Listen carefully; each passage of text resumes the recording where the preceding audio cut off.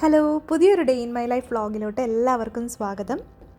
അപ്പോൾ രാവിലെ തന്നെ നല്ലൊരു പോസിറ്റീവ് സണ്ണി മോർണിംഗ് ആണ്. അപ്പോൾ നമ്മുടെ മനസ്സിലും നല്ലൊരു പോസിറ്റിവിറ്റി ഒക്കെ ഉണ്ടായിരുന്നൊരു മോർണിംഗ് ആണ്. അപ്പോൾ ആസ് യൂഷ്വൽ ഞാൻ എൻ്റെ വർക്കൗട്ടോടു കൂടിയാണ് സ്റ്റാർട്ട് ചെയ്യുന്നത്. വെയ്റ്റ്സ് ഒന്നും എടുക്കലില്ല കേട്ടോ. താഴെ ജിമ്മിൽ പോയിട്ട് 1 അവർ അല്ലെങ്കിൽ 40 മിനിറ്റ്സ് എങ്കിലും മിനിമം വാക്കിംഗ് ആണ് ചെയ്യുന്നത്. അപ്പോൾ അത് ഞാൻ കംപ്ലീറ്റ് ചെയ്ത് കഴിഞ്ഞിട്ടുണ്ട്. അപ്പോൾ ഏതെങ്കിലും ഒരു ടൈമിൽ വാക്കിങ്ങും ഉണ്ട്, പിന്നെ അതുപോലെ തന്നെ കുറച്ച് വർക്കൗട്ടും ഉണ്ട്.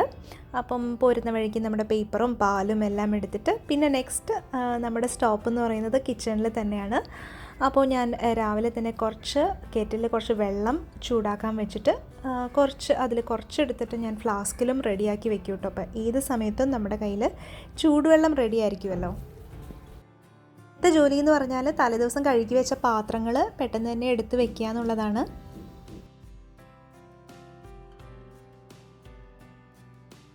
അതിൻ്റെ കൂട്ടത്തിൽ ഞാൻ സ്റ്റൗ ഒന്ന് വൈപ്പ് ചെയ്തിടുകയാണ്. അപ്പം ഇച്ചിരി വൃത്തിക്കുറവ് തോന്നിയാൽ ഒന്ന് വൈപ്പ് ചെയ്തിട്ട് സ്റ്റാർട്ട് ചെയ്യാമെന്ന് വിചാരിച്ചു. ഇനി രാവിലത്തെ ബ്രേക്ക്ഫാസ്റ്റ് എന്ന് പറഞ്ഞാൽ ഇടിയപ്പവും അതുപോലെ നമ്മൾ തലേദിവസത്തെ ചിക്കൻ ലെഫ്റ്റ് ഓവർ ഉണ്ടായിരുന്നു. അപ്പോൾ അതിൽ പൊട്ടറ്റോ ഒക്കെ ആഡ് ചെയ്തിട്ട് ഒരു തട്ടിക്കൂട്ട് കറി എന്ന് പറയാം. അപ്പോൾ അതാണ് കേട്ടോ ചെയ്യുന്നത്. അപ്പോൾ ഞാനിവിടെ ഇടിയപ്പം ചെയ്യുന്നത് നമ്മുടെ പൊടിയിലോട്ട് വെള്ളം ഒഴിച്ചിട്ടാണ് ഞാൻ വാട്ടിയെടുക്കാറ്.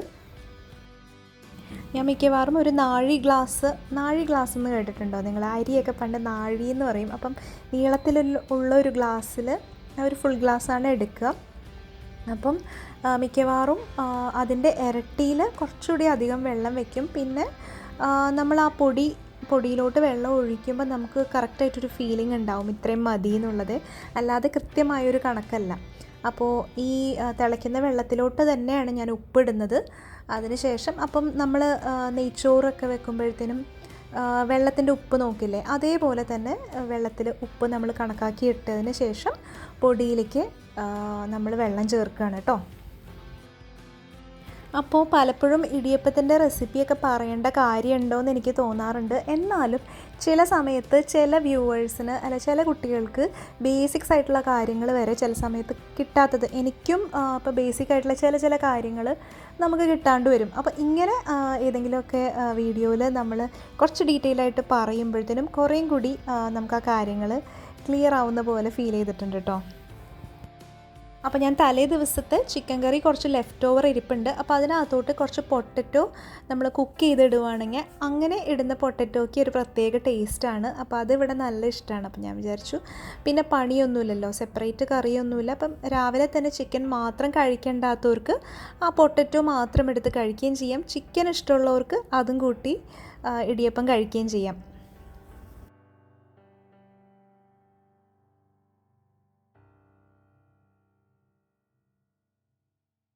അപ്പോഴത്തേനും നമ്മുടെ വെള്ളം ഇവിടെ തിളച്ച് റെഡിയായി വന്നിട്ടുണ്ട് കേട്ടോ. അപ്പോൾ പൊടി ഞാനിവിടെ എടുത്ത് കണക്കാക്കി വെച്ചിട്ടുണ്ട്. അപ്പോൾ അതിനകത്തോട്ട് നമ്മുടെ വെള്ളം ചേർത്ത് മിക്സ് ചെയ്ത് പിന്നെ അതിൻ്റെ ചൂടൊന്ന് മാറിയതിന് ശേഷം കുഴച്ചെടുക്കുകയാണ് ചെയ്യുക. പിന്നെ നമ്മുടെ പൊടി വാടിയതിലോട്ട് നമുക്ക് ഇഷ്ടമുണ്ടെങ്കിൽ കുറച്ച് എണ്ണ ചേർക്കുകയാണെങ്കിൽ കുറച്ചും കൂടി സോഫ്റ്റായിട്ട് കിട്ടും. ഞാനിവിടെ ഇപ്പോൾ അങ്ങനെ ചേർക്കലൊന്നുമില്ല. പിന്നെ നമ്മുടെ ഇടിയപ്പത്തട്ടിൽ എണ്ണ തൂവുക എന്നുള്ളതാണ്. എണ്ണ പുരട്ടി കൊടുക്കുക. പിന്നെ സാധാരണ പോലെ തന്നെ ഇടിയപ്പം പിഴിഞ്ഞെടുക്കുക, അതിനുശേഷം ചുട്ടെടുക്കുക.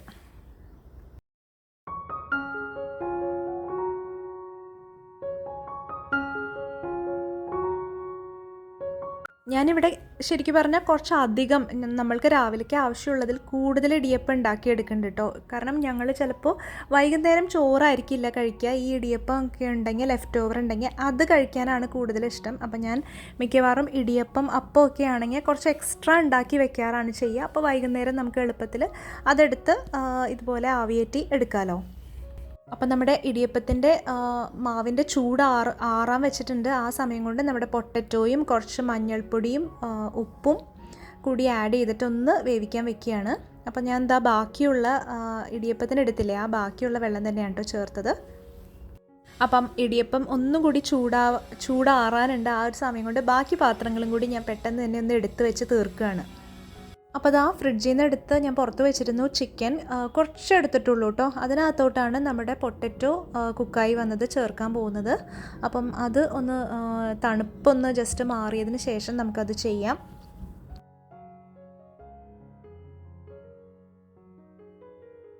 അപ്പോഴേക്കും നമുക്ക് ഇടിയപ്പം ഏകദേശം ഞാൻ കുഴച്ച് വെച്ചിട്ടുണ്ട് കേട്ടോ. ഓരോരോ ഇങ്ങനെ കുഞ്ഞു കുഞ്ഞു ബോൾസ് അല്ല, ഓരോരോ സെക്ഷനായിട്ട് എടുത്തു വെച്ചിട്ടുണ്ട്. അത് നമുക്ക് നമ്മുടെ ഈ ഇടിയപ്പത്തിൻ്റെ സേവനാഴി അല്ലേ, അങ്ങനെയല്ലേ പറയുന്നത്. അപ്പോൾ നമ്മുടെ ഇടിയപ്പം മേക്കറിലോട്ട് പിച്ചളയുടെ ആട്ടോ, ഇത് നല്ലൊരു ഐറ്റമാണ്. സാധാരണ സ്റ്റീലിൻ്റെയും ഒക്കെ കിട്ടും, പക്ഷെ അതിനേക്കാളും ഒക്കെ എനിക്ക് ഇത് നല്ല രീതിയിൽ കിട്ടുന്നതായിട്ട് തോന്നി. നമുക്ക് ഉപയോഗിക്കാനും ഒക്കെ നല്ല എളുപ്പമാണ്. അപ്പോൾ നമുക്ക് പിച്ചളയുടെ കിട്ടുന്നുണ്ടെങ്കിൽ നമ്മളത് വാങ്ങി ഉപയോഗിക്കാം കേട്ടോ. കുറച്ച് റേറ്റ് കൂടുതലാണ്. അപ്പോൾ ഞാൻ ഇതാണ് യൂസ് ചെയ്യുന്നത്. പിന്നെ അതുപോലെ അതിൻ്റെ ചില്ലിലെ ഹോൾസും ചെറുതായിട്ടുണ്ടെങ്കിൽ അതേപോലെ ഇടിയപ്പം നല്ല തിന്നായിട്ട് കിട്ടും. അപ്പോൾ ഇവിടെ തിന്നായിട്ടുള്ള ഇടിയപ്പമാണ് ഇഷ്ടം.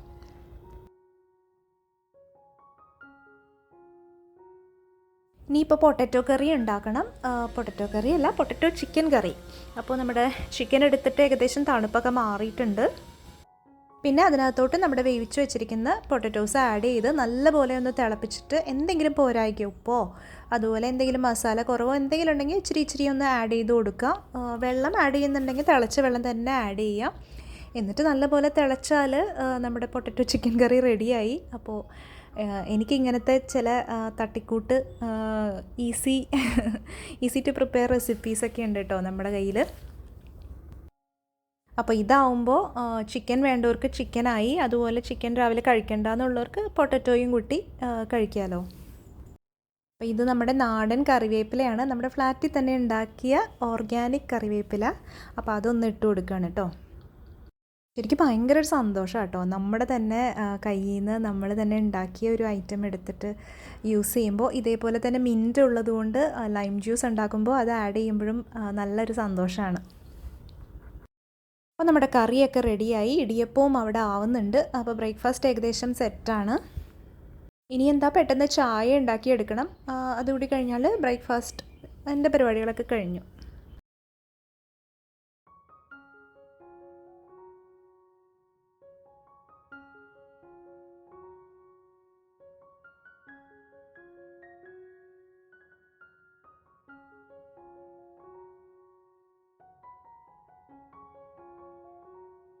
അപ്പോൾ ഞാൻ ബാക്കി ഒരു സെറ്റ് ഇടിയപ്പം കൂടി റെഡിയാക്കി എടുക്കുകയാണ് കേട്ടോ, കാരണം നമുക്ക് വൈകിട്ടത്തേക്കും വേണമല്ലോ.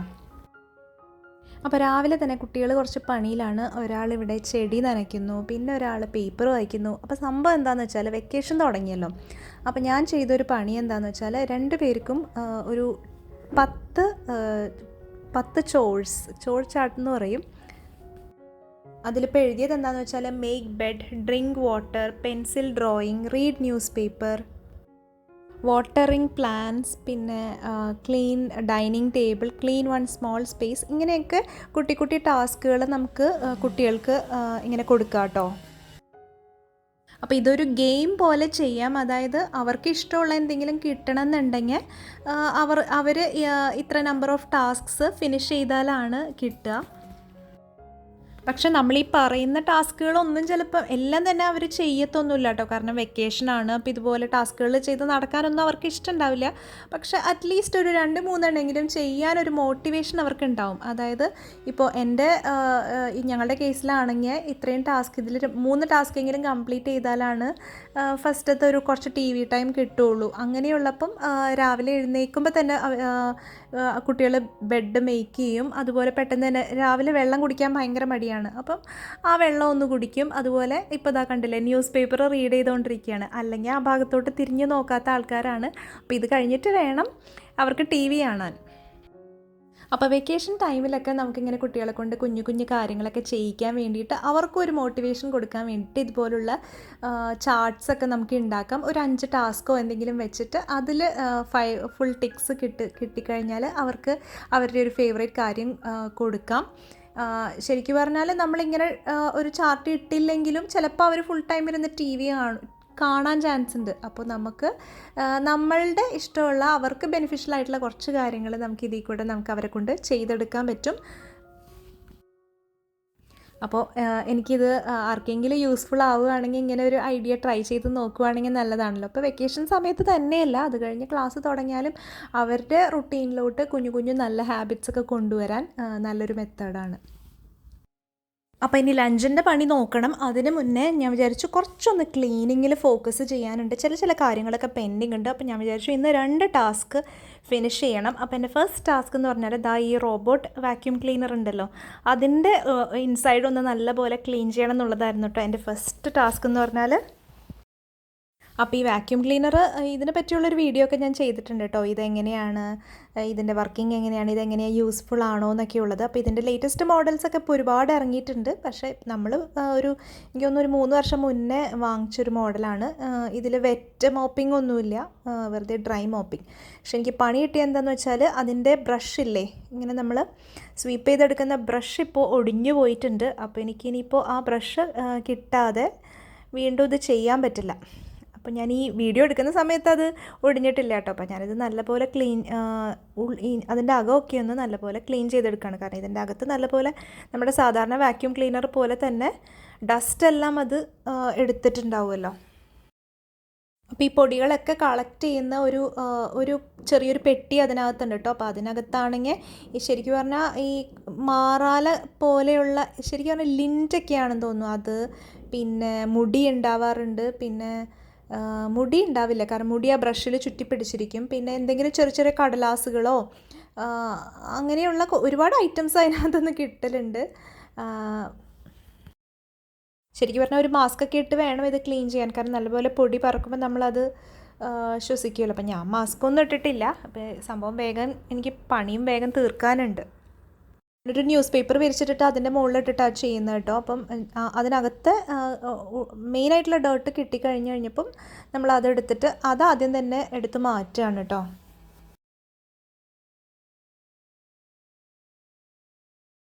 അപ്പോൾ ഇതിനകത്ത് ഇങ്ങനെ ഒരു മെഷ് പോലെയുണ്ട്, പിന്നെ അതുപോലെ ഒരു ഫിൽറ്റർ പോലെയൊക്കെ ഉണ്ട്. അപ്പോൾ അതിലൊക്കെ നല്ലപോലെ പൊടി ഉണ്ടാവും. അപ്പോൾ നമുക്കിതിങ്ങനെ കഴുകാനൊന്നും പറ്റില്ല. അപ്പോൾ നല്ലപോലെ ഒന്ന് വൈപ്പ് ചെയ്തെടുക്കുകയാണ് ചെയ്യുക. അപ്പോൾ ഞാനിതിന് യൂസ് ചെയ്യുന്നത് ക്ലോറക്സിൻ്റെ ഡിസിൻഫെക്റ്റൻറ്റ് വൈപ്സ് കിട്ടും. അപ്പോൾ ഞാൻ അത് വെച്ചിട്ടാണ് ചെയ്യുന്നത്. അത് ശരിക്കും പറഞ്ഞാൽ ഇച്ചിരി എക്സ്പെൻസീവ് ആയിട്ടുള്ള ഒരു സാധനമാണ് കേട്ടോ ഈ വൈപ്സ്. എന്നാലും ഞാൻ ചില സമയത്തൊക്കെ ഇങ്ങനെ ചില കാര്യങ്ങൾക്കൊക്കെ യൂസ്ഫുള്ളാണ് എനിക്കത്. അപ്പോൾ അത് വെച്ചിട്ട് ഞാൻ നല്ലപോലെ വൈപ്പ് ചെയ്തെടുക്കുകയാണ്. അപ്പോൾ നമ്മൾ തുണി നനച്ച് ചെയ്യാനൊന്നും എനിക്കൊരു ഇതില്ല. അപ്പം വൈപ്സൊക്കെ ആകുമ്പോൾ പെട്ടെന്ന് അത് ഉണങ്ങി കിട്ടുകയും ചെയ്യുമല്ലോ. പിന്നെ ഈ ബോക്സിൻ്റെ അകമൊക്കെ നല്ലപോലെ ഒന്ന് ക്ലീൻ ചെയ്തെടുക്കുകയാണ്.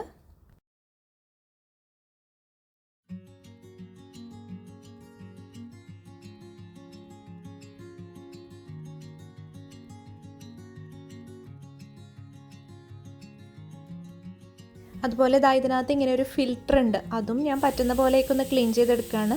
അപ്പോൾ ഫിൽറ്ററും ആ ബ്രഷും ഒക്കെ നമുക്കൊരു എക്സ്ട്രാ പെയറായിട്ട് കിട്ടിയിരുന്നു കേട്ടോ. അപ്പോൾ ഞാൻ രണ്ടാമത്തെ പെയറൊക്കെ തന്നെ യൂസ് ചെയ്ത് തുടങ്ങിയിട്ടുണ്ട്.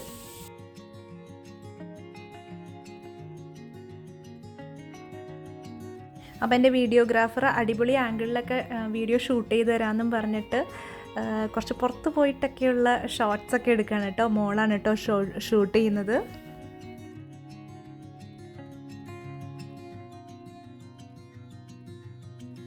അപ്പോൾ നമ്മുടെ റോബോട്ടിൻ്റെ ക്ലീനിങ് ഏകദേശം ഫിനിഷ് ആയിട്ടുണ്ട്. അതിൻ്റെ അകമൊക്കെ ഒന്ന് വൃത്തിയാക്കിയിട്ട് ഇനി ആ ബോക്സും കൂടി വെച്ച് കഴിഞ്ഞാൽ സംഭവം റെഡി ആയിട്ടുണ്ട്. അപ്പോൾ നമ്മുടെ ക്ലീനിങ് ചാലഞ്ചിലെ രണ്ടാമത്തെ സംഭവം എന്താണെന്ന് വെച്ചാൽ ഫാൻ ക്ലീൻ ചെയ്യുക. ഇത് കിഡ്സ് റൂമിലെ ഫാനാണ് കേട്ടോ. അപ്പോൾ നമ്മുടെ വീട്ടിലെ ഫാനുകളുടെ പൊടി പിടിക്കുക എന്ന് പറഞ്ഞാൽ എത്ര ക്ലീൻ ചെയ്താലും ഒരു 2 ആഴ്ചയ്ക്കുള്ളിൽ നല്ലപോലെ പൊടി വന്നിട്ടുണ്ടാവും അല്ലേ. അപ്പോൾ ഞാൻ വിചാരിച്ചു ഒരു റൂമിലെ ഫാനെങ്കിലും ഒന്ന് ക്ലീൻ ചെയ്തെടുക്കാം. ഞാനൊരു സ്റ്റൂളിൻ്റെ പുറത്ത് കയറി നിന്നിട്ടാണ് കേട്ടോ ഫാൻ ക്ലീൻ ചെയ്തത്. അങ്ങനെ നിൽക്കുമ്പോഴത്തേനും എനിക്ക് ആ ലീഫിൻ്റെ ആ റൂമിൽ എനിക്ക് ലീഫിൻ്റെ കറക്റ്റ് അടുത്ത് എത്താൻ പറ്റും. അപ്പോൾ പിന്നെ എനിക്ക് ഈ ഫാൻ ക്ലീൻ ചെയ്യാൻ വേണ്ടി പ്രത്യേക ചില ഐറ്റംസൊക്കെ ഇല്ലേ, നീളത്തിലുള്ള കോല് എന്നിട്ട് വളഞ്ഞിരിക്കുന്ന സംഭവങ്ങളൊക്കെ, അങ്ങനത്തെ ഐറ്റംസ് ഒന്നും തന്നെ ഇല്ല കേട്ടോ. അപ്പം ഒന്നില്ലെങ്കിൽ ഞാൻ അല്ലെങ്കിൽ ഹസ്ബൻഡ് അങ്ങനെ ആരെങ്കിലുമൊക്കെ ആയിട്ടാണ് ഓരോരോ ഫാനുകൾ ക്ലീൻ ചെയ്തെടുക്കുന്നത്. അപ്പോൾ ഈ റൂമിലെ ഫാൻ എന്തായാലും എനിക്ക് എത്താൻ പറ്റും. അപ്പോൾ ഞാൻ വിചാരിച്ചു അതൊന്ന് ഇപ്പോൾ ക്ലീൻ ചെയ്യാം. ബാക്കി ഫാനിൻ്റെ ക്ലീനിങ് ഒക്കെ പെൻഡിങ് തന്നെയാണ്. അപ്പോൾ അത്യാവശ്യം വൃത്തിയാക്കി എടുത്തിട്ടുണ്ട്, വലിയ കുഴപ്പമൊന്നുമില്ല. അപ്പം ഇനി ബാക്കി ഫാനുകളും കൂടി ഇതുപോലെ ക്ലീനാക്കി എടുക്കണം. അപ്പോൾ അതൊക്കെ കഴിഞ്ഞ് ഇനിയിപ്പം ലഞ്ചിൻ്റെ കാര്യങ്ങൾ നോക്കണം. അപ്പോൾ ലെഫ്റ്റ് ഓവർ കറി ഇരിപ്പുണ്ട്, എനിക്കിനി ഒരു അവിയൽ കൂടി ഉണ്ടാക്കി എടുക്കാമെന്ന് വിചാരിച്ചു. അപ്പോൾ കഷ്ണങ്ങൾ ഞാൻ നേരത്തെ തന്നെ വേവിച്ചിട്ടിരുന്നു കേട്ടോ. അപ്പോൾ ഇനിയിപ്പോൾ അതിനാവശ്യമുള്ള അരപ്പൊന്ന് റെഡിയാക്കി എടുക്കുകയാണ്.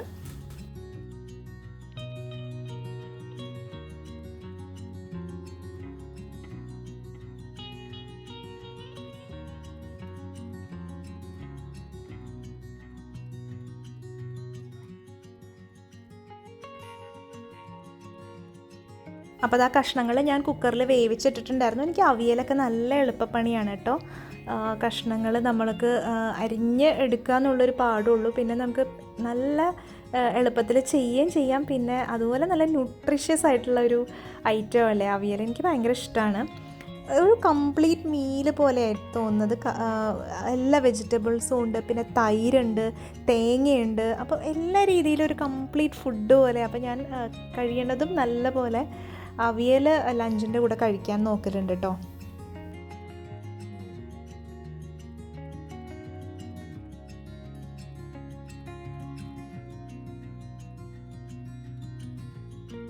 അതുപോലെ ലാസ്റ്റ് നമ്മൾ വേപ്പിലയും പച്ച വെളിച്ചെണ്ണയും കൂടി ഒഴിച്ച് അടച്ചു വെക്കുമ്പോൾ ആ ഉള്ളൊരു മണവും നല്ലൊരു മണമല്ലേ അവിയലിന് കിട്ടുന്നത്. അപ്പോൾ കുട്ടികൾക്ക് ഇച്ചിരി വൈറ്റ് റൈസ് വേണമെന്ന് അവർ പറഞ്ഞിട്ടുണ്ടായി. അപ്പോൾ ഞാൻ നമ്മുടെ റൈസ് കുക്കറിൽ പെട്ടെന്ന് ഇച്ചിരി വൈറ്റ് റൈസ് ഉണ്ടാക്കി എടുക്കുകയാണ് കേട്ടോ. ഇവിടെ കുട്ടികൾക്ക് നമ്മുടെ സാധാരണ ചോറിനോട് ഇച്ചിരി പ്രിയം കുറവാണ്.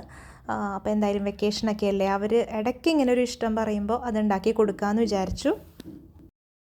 എനിക്ക് റൈസ് കുക്കറിൽ ചോറ് വയ്ക്കാൻ നല്ല ഇഷ്ടമാണ് കേട്ടോ. നല്ല എളുപ്പമല്ലേ, ഒന്നും ശ്രദ്ധിക്കേണ്ട കാര്യമില്ല. നമ്മൾ അരി ഇട്ടിട്ട് ഇരട്ടി വെള്ളവും വെച്ചിട്ട് ഇച്ചിരി ഉപ്പും നെയ്യും പിന്നെ എന്താണെന്ന് വെച്ചാൽ ഒന്ന് ചേർത്തിട്ട് നമ്മുടെ കുക്ക് മോഡിൽ ഓണാക്കിയിട്ടാൽ പിന്നെ നമ്മളൊന്നും അറിയണ്ട. പിന്നെ വന്ന് തിരിച്ചു വരുമ്പോൾ അത് കറക്റ്റ് അതിൻ്റെ വേവിന് ഓഫായി കിടന്നോളും. അങ്ങനെ നല്ലൊരു എളുപ്പമായിട്ട് തോന്നിയിട്ടുണ്ട് കേട്ടോ ഈ റൈസ് കുക്കറിൽ ചോറ് വയ്ക്കുമ്പോൾ. അതൊക്കെ കഴിഞ്ഞ് ഞാൻ ബാക്കി പാത്രങ്ങളും കൂടി ഒന്ന് കഴുകിയെടുത്താൽ ഉച്ചവരെയുള്ള ജോലികൾ കഴിയുകയും ചെയ്യും. അതിനുശേഷമാണ് ഞാൻ പിന്നെ എന്തെങ്കിലും എഡിറ്റിങ്ങോ അങ്ങനെയുള്ള കാര്യങ്ങളൊക്കെ ഉണ്ടെങ്കിൽ പെട്ടെന്ന് തന്നെ ചെയ്തെടുക്കുന്നത്. അപ്പോൾ വേഗം പാത്രമൊക്കെ കഴുകി കിച്ചൺ നീറ്റായി കഴിഞ്ഞാൽ പിന്നെ നമ്മൾ ഫ്രീ ആയി. അപ്പോൾ ഇന്നത്തെ വീഡിയോ ഞാൻ ഇവിടെ വെച്ച് നിർത്തുകയാണ്. കാരണം അന്ന് പിന്നെ കൂടുതൽ ഷൂട്ടിംഗ് ഒന്നും ചെയ്യാൻ എനിക്ക് പറ്റിയില്ല. അപ്പോൾ എന്തായാലും ഇത്രയും കാര്യങ്ങളൊക്കെ നിങ്ങളായിട്ടൊന്ന് ഷെയർ ചെയ്യാമെന്ന് വിചാരിച്ചു. ഒരു ടിപ്പിക്കൽ ഡേ ഇൻ മൈ ലൈഫാണ്.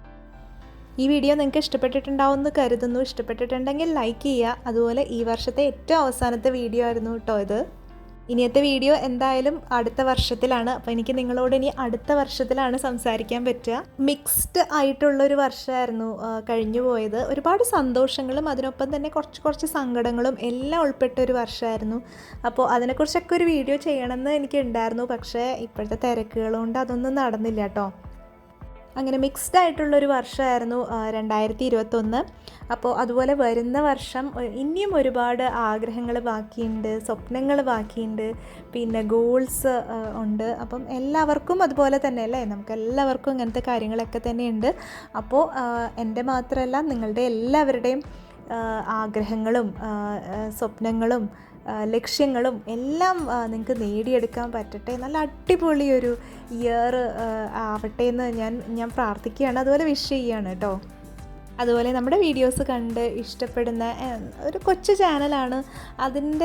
എൻ്റെ പരിമിതിക്കുള്ളിൽ നിന്നുകൊണ്ട് ഞാൻ ചെയ്യുന്ന വീഡിയോസ് ഇഷ്ടപ്പെട്ട് അതും ഇഷ്ടത്തോടെ കാണാനും അതിന് കമൻറ്റ് ചെയ്യാനും ലൈക്ക് ചെയ്യാനും ഒക്കെ നിങ്ങൾ കാണിക്കുന്നത് ഞാൻ എന്തായാലും അത് ഒരുപാട് താങ്ക്ഫുള്ളാണ് കേട്ടോ. അത് എനിക്കൊരു സന്തോഷം തരുന്നൊരു കാര്യമാണ്. അത് നിങ്ങൾക്കത് കാണുമ്പോഴും ഒരു സന്തോഷം കിട്ടുക എന്നറിയുമ്പോൾ നമുക്കൊരു ഫാമിലി ആയിട്ട് മുന്നോട്ട് പോകാൻ പറ്റുന്നതിൽ ഞാൻ ഭയങ്കര ഹാപ്പിയാണ്. എൻ്റെ ശരിക്കും ഒരു ഹാപ്പി സ്പേസാണ് ഈ യൂട്യൂബ് ചാനൽ എന്ന് പറയാം. അപ്പോൾ നമ്മളിപ്പോൾ ഒരു 3K ഫാമിലി ആയിട്ടുണ്ട്. അപ്പോൾ നെക്സ്റ്റ് ഇയർ ഇനിയും നല്ല നല്ല വീഡിയോസൊക്കെ ചെയ്യാൻ പറ്റട്ടെ എന്ന് ഞാൻ പ്രാർത്ഥിക്കുകയാണ്. അപ്പോൾ കൂടുതൽ ഞാൻ വലിച്ചു നീട്ടുന്നില്ല. നിങ്ങൾക്ക് എല്ലാവർക്കും ഒരു അടിപൊളി ഹാപ്പി ന്യൂ ഇയർ ആവട്ടെ എന്ന് ഞാൻ വിഷ് ചെയ്യണു. അപ്പോൾ 2022 പുതിയൊരു അടിപൊളി വീഡിയോ ആയിട്ട് നമുക്ക് ഉടനെ കാണാം. അതുവരേക്കും ബൈ.